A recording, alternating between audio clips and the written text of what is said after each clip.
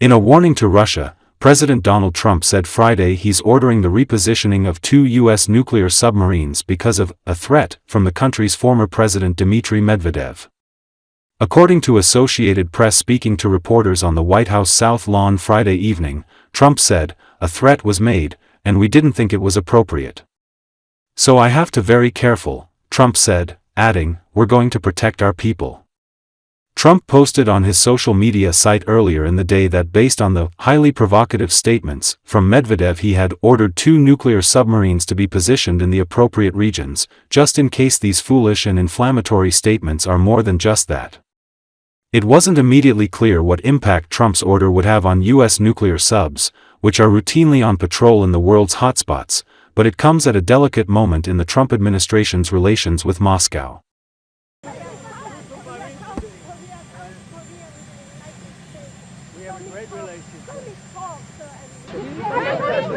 Where are the submarines being deployed? The nuclear submarines? Say it? Where are being deployed the nuclear submarines? Oh yeah, well we had to do that. We just have to be careful. And a threat was made and we didn't think it was appropriate, so I have to be very careful. So I do that on the basis of safety for our people. A threat was made by a former president of Russia, and we're going to protect our people. Mr. President, can you give us any more information on the nuclear subs? And what did Medvedev say to you that made you really mad? Well, you just have to read what he said. He was talking about nuclear. When you talk about nuclear, we have to be prepared, and we're totally prepared. Did you talk to Steve Witkoff today from his journey to Gaza? Did you talk to Steve Witkoff? I did. I spoke to Steve Witkoff. We had a great meeting with a lot of people, and the primary meeting was on food. And he also had some other conversations that I'll tell you about later, but he had a meeting on getting the people fed, and that's what we want. And I'll see you later on.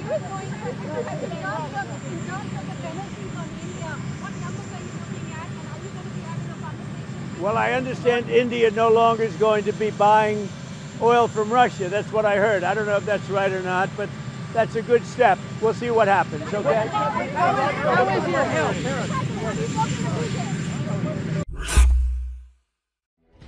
U.S. President Donald Trump announced on Friday that he has ordered the deployment of 2 nuclear submarines to strategic locations in response to what he called highly provocative remarks made by former Russian President Dmitry Medvedev. In the post on Truth Social, Trump wrote, "Based on the highly provocative statements of the former president of Russia, Dmitry Medvedev, who is now the deputy chairman of the Security Council of the Russian Federation, I have ordered 2 nuclear submarines to be positioned in the appropriate regions." Trump did not clarify where the 2 submarines were being deployed. Sometimes words carry weight and can spiral into unintended consequences. "I hope that's not the case here," Trump wrote. His announcement came after Medvedev's recent threats following Trump's ultimatum to Moscow to end the war in Ukraine, or face severe economic sanctions. Writing on X on Monday, Medvedev said Trump was playing the ultimatum game with Russia, stressing that each new ultimatum is a threat and a step towards war. On Thursday, Trump warned that Medvedev was entering a dangerous territory and described him as the failed former president of Russia, who thinks he's still president. It should be noted that Russia and the U.S. possess the most nuclear arms in the world.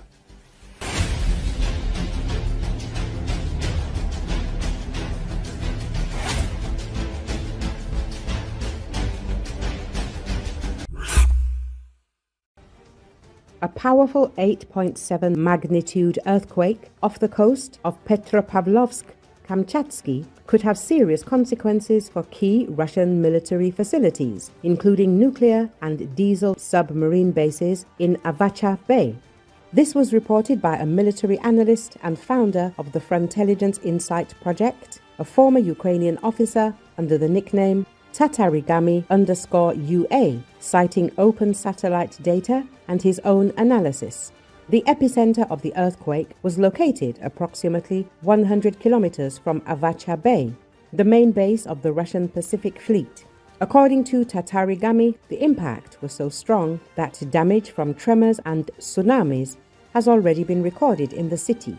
There are 3 key sites on the coast: 1. Northeastern Repair Center. Services both diesel and nuclear submarines. 2. The submarine base in Rybatche is the permanent location of combat units of the Pacific Fleet. 3. The berth for loading ballistic missiles is designed for arming strategic submarines. A satellite image taken about 2 weeks before the quake shows 6 nuclear submarines at a Russian base near Petropavlovsk, Kamchatsky, just 100 kilometers from the quake's epicenter. The submarines include 3 Oscar-class submarines, 1 Akula-class submarine, 1 Borai-class submarine, and 1 Delta-class submarine. The entire military infrastructure is located right on the coastline at the height of only 3 to 6 meters above sea level. If the tsunami waves exceeded 3 meters, which is quite possible with an earthquake of such strength, the equipment and machinery could have been seriously damaged. Tatarigami specifies that as of July the 17th, according to high-definition satellite images, there were 5 submarines moored at the base. In later images from July the 20th, at least 3 submarines can be clearly distinguished. The location of 2 more is marked, but their exact status is unknown. More images are expected to be received, which will allow for a preliminary analysis of the damage. The expert promised to publish updates in the coming days. If the infrastructure was indeed damaged, Russia could face the temporary incapacitation of part of its nuclear naval triad in the Far East, which is critical against the backdrop of current international tensions and the war against Ukraine.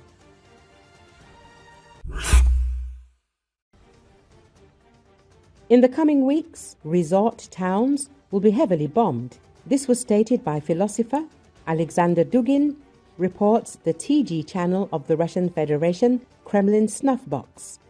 I recently warned there will be strikes on Sochi, and there were strikes, because I knew what I was talking about. Now I want to tell everyone, in the coming weeks the enemy will bomb us hard, harshly. There will definitely be strikes on Sochi, Crimea, Gelendzhik, and other Black Sea resorts. This is inevitable, the philosopher told the channel. He believes that in light of such events, all of Russia should go to war.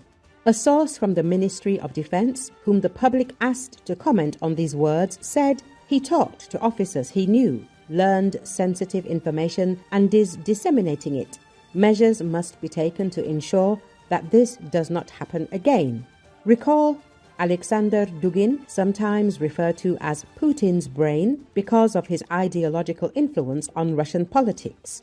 Dugin made his name by espousing Russian nationalist and traditionalist, including anti-Semitic, themes and publishing extensively on the centrality of Russia in world civilization. His founding philosophy is traditionalism, which he views as a strength of Russia. Thus, he has become a strong supporter of the country's president, Vladimir Putin, who emphasizes traditional Russian values. Dugin and Putin align in their criticism of liberalist, anti-religious individualism, which they claim destroys the values and culture on which society is based. Dugin has value for Putin because he advances the president's objectives. Putin's security goals are in part founded on the principle that political unity is strength and political division is weakness. If Russia can maintain political unity by whatever means necessary, it retains its perception of strength. And if a state opposed to Russia is divided internally, it can be portrayed as weak. But Dugin's extreme Russian nationalist rhetoric at times clashes with Putin's attempts to include all peoples of Russia in a strong unified state, rather than only ethnic Russians. As it is a multi-ethnic state, Russian ethnic nationalism can obstruct Putin's attempts at portraying strength through unity. The label Putin's brain is only accurate sometimes. The Russian government uses Dugin when he is useful and separates itself from him when his extremism is inconvenient. Dugin is a tool who says many of the right things and facilitates Kremlin goals.